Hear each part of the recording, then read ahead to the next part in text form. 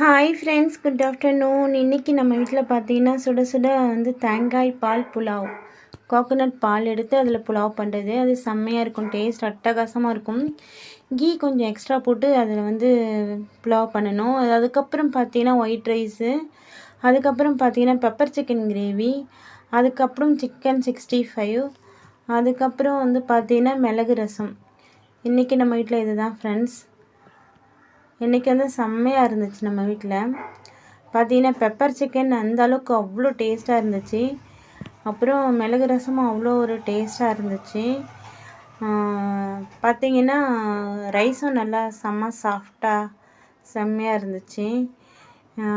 அல்டிமேட்டாக இருந்துச்சு இன்றைக்கி சாப்பாடு. இன்றைக்கி நம்ம வீட்டில் அட்டகாசமாக இருந்துச்சு. நம்ம வீட்டில் இன்றைக்கி அவ்வளோதான் ஃப்ரெண்ட்ஸ்.